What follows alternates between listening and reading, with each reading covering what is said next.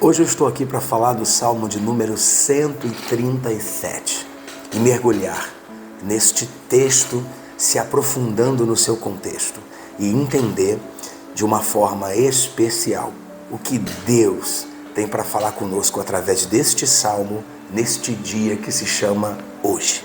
Então, se você tem Bíblia, pegue e vamos ao texto da Palavra de Deus. No verso de número 1, olha o que o salmista vai nos informar. Olha como ele começa a sua narrativa.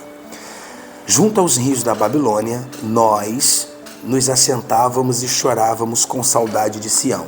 Verso 2, ali nos salgueiros pendurávamos nossas harpas. Verso 3, ali os nossos captores, ou os que nos capturaram, pediam para que cantássemos canções. Os nossos opressores exigiam para que cantássemos canções alegres e dizendo: cante uma das canções para nós que vocês cantavam em Sião. Verso 4. Como poderíamos então cantar canções ao Senhor em uma terra estrangeira? Verso 5. Que a minha mão direita se define, ó Jerusalém, se eu me esquecer de ti. Verso 6. Que a minha língua grude no céu da boca, se eu não me lembrar de ti, Jerusalém, e não considerar a ti como a minha maior alegria. Vamos ficar por aqui por este momento. Veja bem, o livro dos Salmos não é um livro histórico, mas conta da história. O livro dos Salmos não é um livro poético, digamos assim, mas tem poesias. Livros de Salmos não é um livro profético, mas ele tem profecias. Salmos ele está mais ligado a cânticos, a hinários, a músicas compostas em ambientes específicos ou falando de coisas específicas. Salmos está ligado mais a cânticos, a orações. O que está acontecendo aqui nesse Salmo de 137? A primeira coisa que nós precisamos entender é o contexto deste Salmo. E alguns salmos são bem difíceis de se compreender o seu contexto. Não é o caso desse. Esse salmo é muito simples compreender o contexto dele. O que é o contexto? É o que envolve o texto. O texto nós lemos. Eles estão junto ao rio da Babilônia, sentado, chorando, com saudade de Sião. Sião aqui é um apontamento, uma alusão a Jerusalém. Então, aqui é muito fácil a gente entender o contexto.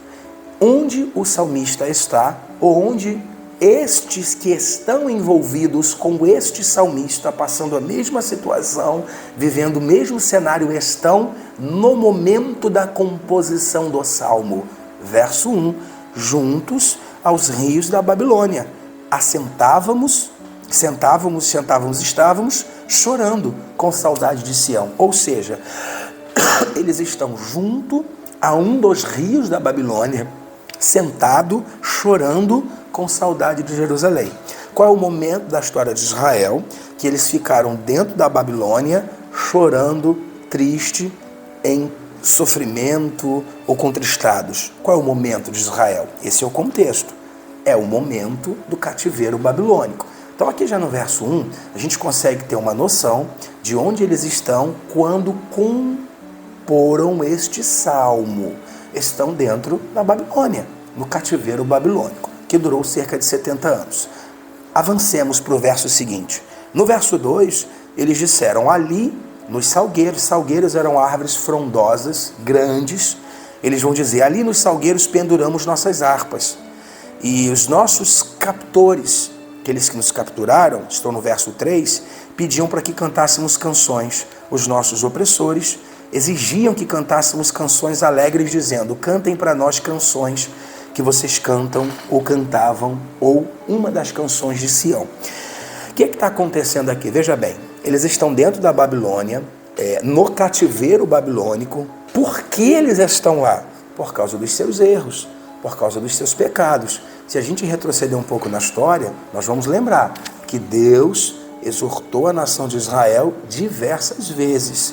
E, na maioria das vezes, a nação de Israel não deu ouvido à voz de Deus. Não deu ouvido àquilo que o Senhor tinha a tratar, estava pedindo do seu povo. Com isso, o Senhor foi levantando profetas para anunciar que viria o cativeiro, que viria o juízo, que viria um tratar de Deus com o seu povo. Pois bem, eles estão dentro do cativeiro, sentado próximo de um dos rios da Babilônia, chorando com saudade de Sião.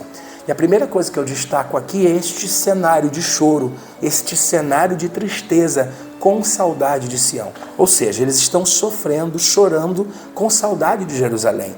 Perderam, digamos assim, a sua terra, deixaram de viver onde viviam, perderam a oportunidade de adorar a Deus no templo. O templo agora estava destruído, não tinha mais Arca da Aliança, não tinha mais muralhas de Jerusalém, a cidade estava destruída e queimada. Nabucodonosor destruiu tudo na terceira incursão, praticamente. Então agora eles estão dentro da Babilônia cativos com saudade de Sião. Então a primeira coisa que eu destaco aqui é o verso 1, ou seja, eles esperaram perder para sentir falta de. Então eu já abro aqui um parêntese, uma aplicação para a nossa vida. Não espere perder para sentir falta de. Valorize a Deus, valorize a presença de Deus, valorize as pessoas que estão ao seu lado, que te amam, que amam você, sabe? Cuide dessas pessoas, dê valor a essas pessoas enquanto há tempo, porque o tempo passa rápido demais. E aqui eles estão chorando com saudade de Sião. Este sofrimento, esta tristeza nos leva ao verso 2, aonde eles penduram as suas harpas, aonde eles estão, entre aspas aqui, desistindo do ministério. É muito provável, embora o texto não diga, que eles eram levitas, que eram cantores, instrumentistas, né? Embora o texto não diga, a gente entende isso através de uma inferência. O que é uma inferência? Uma inferência é o que eu pressuponho baseado no que eu li, né, na compreensão que eu tive após ter lido o texto. Então aqui está dizendo que eles penduravam as suas harpas. Por quê? Estavam tristes, com saudades, porque perderam a sua nacionalidade, perderam a sua terra, não estão mais em Jerusalém, estão agora na Babilônia como cativos, sendo oprimidos pelos seus opressores, e porque estavam tristes, sendo atribulados, oprimidos, estavam, sabe, demasiadamente entristecidos, penduram suas harpas. E pendurando as suas harpas, estão desistindo do seu ministério. E aqui eu deixo um outro recado para a sua vida. Não desista do seu ministério, por maior que o ambiente seja de dificultoso. Não desista daquilo que Deus confiou a você, por mais difícil que o momento esteja, continue firme, confiando em Deus. E caminhamos aqui no texto, lá para o verso de número 3, no final, os seus opressores e aqueles que os oprimiam vão pedir para eles: cantem canções de Sião, cantem músicas de Sião, cantem para nós canções aqui alegres, ou para nos alegrar, que vocês cantavam lá em Jerusalém. E eles vão começar um dilema da vida. No verso de número 4, como poderemos cantar canções para o Senhor em uma terra estrangeira? Como podemos cantar canções para Deus, para a glória de Deus, aqui nesta terra de opressão, nesta terra de dificuldade? É um dilema da vida aqui, o dilema que todos passamos. Como vamos adorar a Deus em um momento difícil? Como vamos cantar em um momento de dificuldade? Como vamos glorificar? Como vamos fazer a obra? Como vamos continuar caminhando? Como vamos continuar exercendo? Como vamos pregar porta aberta? Se eu preciso de uma porta aberta, como continuarei orando para que Deus cure pessoas? E eu vejo Deus curar, mas eu mesmo preciso da cura. Como continuo pela fé mesmo sem ver Deus atuar e sem ver Deus agir? É um dilema da vida que nós passamos diariamente. E eu tenho um recado para te dar, pegando este trechinho aqui, irmãos. Continue firme, continue caminhando, vivendo pela fé. Porque o justo vive pela fé, glórias sejam dadas ao nome do Senhor. Viva pela fé. Deus vai te honrar, saiba disso. Viva pela fé.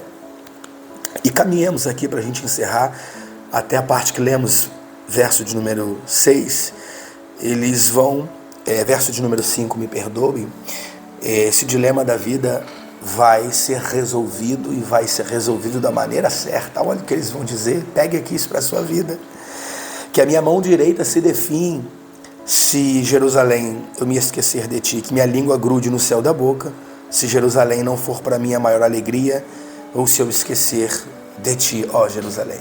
Mais uma inferência de que eles eram músicos, instrumentistas.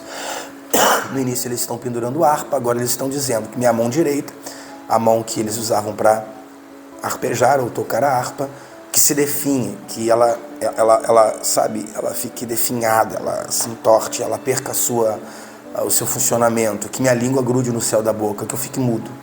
Eles estão dizendo aqui: Senhor, mesmo aqui na Babilônia nós vamos adorar o Senhor. Mesmo neste ambiente opressor, mesmo neste ambiente de humilhação, mesmo neste ambiente difícil, nós vamos adorar o Senhor.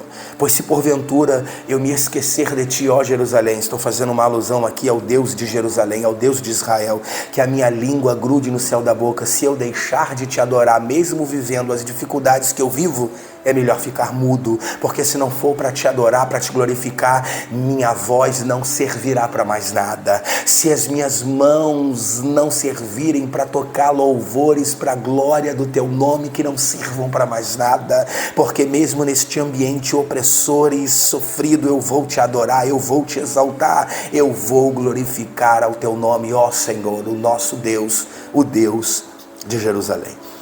E eu quero encerrar esse vídeo aqui para você dizendo algumas coisas. Eles começam chorando, começam tristes, com saudade do que perderam, pois não valorizaram o que tinham e perderam. Valorize. Pessoas, valorize a presença de Deus.